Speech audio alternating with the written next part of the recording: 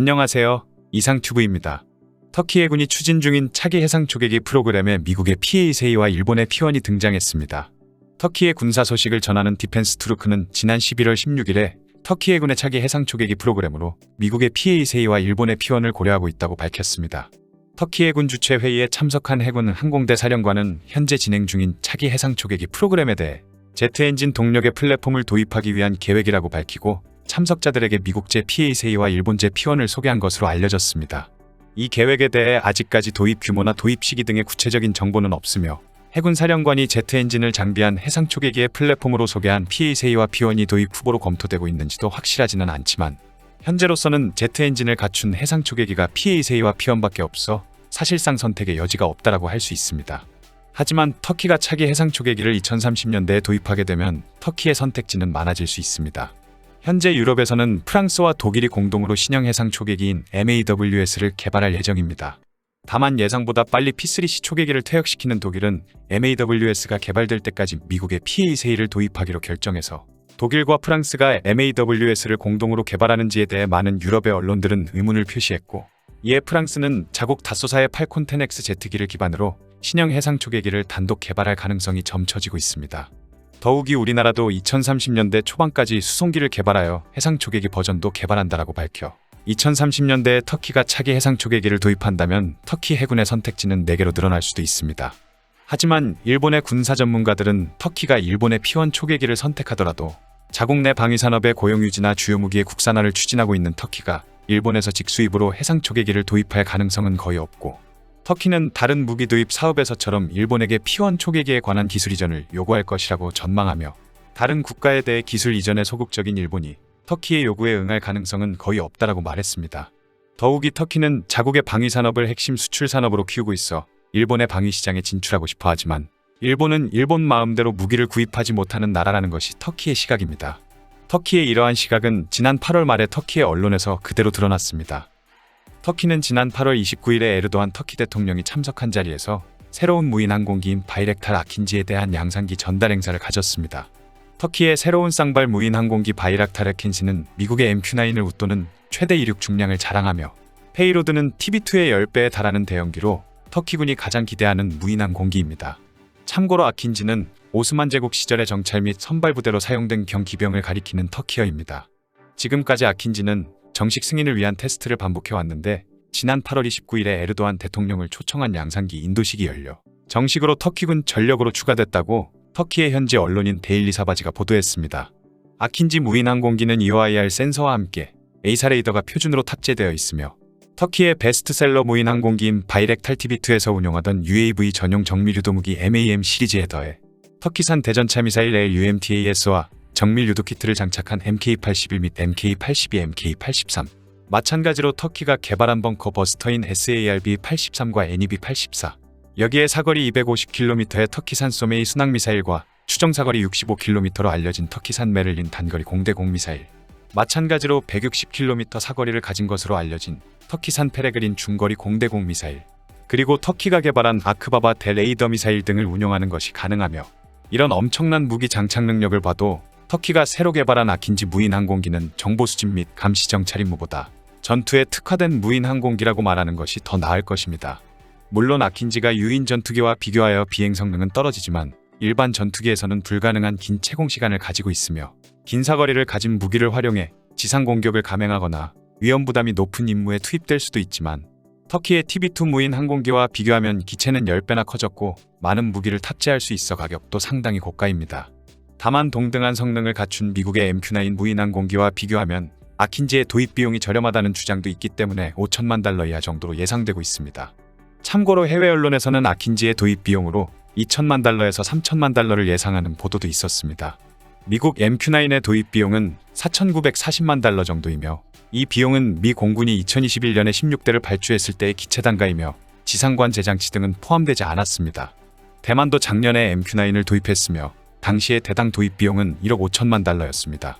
하지만 이 비용에는 지상관 제장치와 유지보수 서비스 등 관련 비용이 포함되어 있지만 그것을 감안해도 대만의 도입 비용은 매우 비싼 편이며, 만약 관련 비용을 포함해 아킨지의 도입 비용이 5천만 달러를 밑돌면 상당한 주목을 받을 수 있고 무인 항공기 시장을 평정할 수도 있습니다.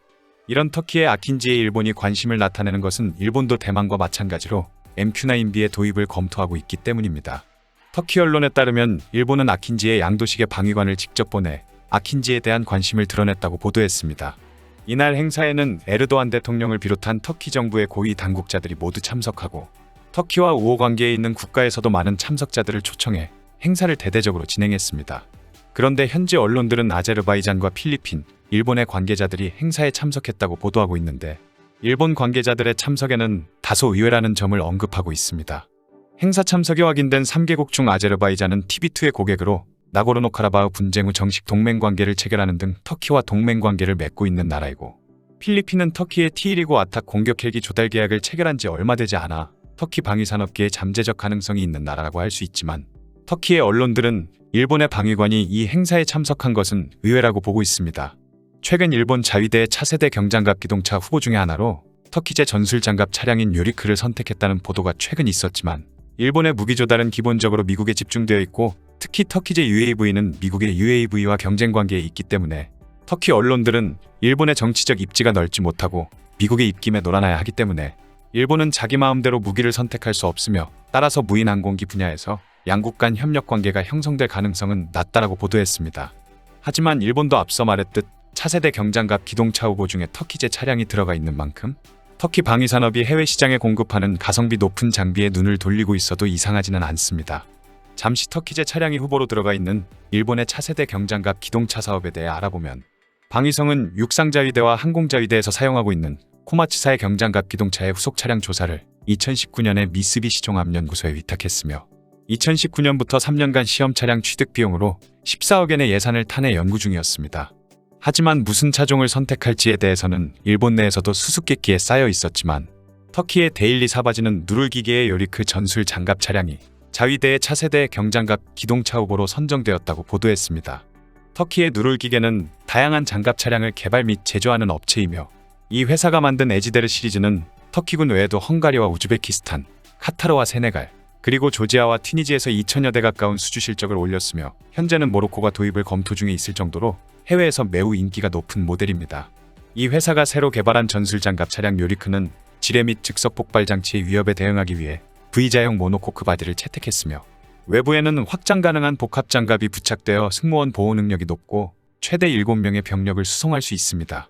또한 요리크는 단거리 지대공 미사일을 탑재한 타입과 대전차 미사일을 탑재한 타입, 로켓탄을 탑재한 타입 및 안티드론 시스템을 탑재한 타입, 그리고 RWS를 탑재한 타입 등 임무에 따른 다양한 파생형이 준비되어 있으며 기본 장비가 아닌 옵션으로 취급되기는 하지만 화학과 생물, 방사선 및 핵물질에 대한 보호 시스템을 장착하는 것도 가능하다고 합니다. 데일리 사바지는 일본 시장에 진출하는 것은 터키 방위산업에 있어서 중요하며 아시아 태평양 지역으로의 수출에 탄력이 붙을 것이라고 말하고 있지만 일본 방위성의 LAV 프로그램의 후보에는 요리크 외에도 4가지 종류의 장갑 차량이 후보로 선정되어 있어 최종 승자는 시험 차량에 의한 비교 테스트 후에 발표될 것입니다. 여담이지만 러시아 국방부도 미국의 MQ-9을 웃도는 신형 쌍발무인 항공기인 알티우스의 양산기 인도가 시작되었다고 밝히고 있으며 공교롭게도 터키의 바이렉탈 아킨지의 인도식과 거의 같은 시기에 양산기의 존재를 알렸기 때문에 터키를 의식하고 있는지도 모릅니다.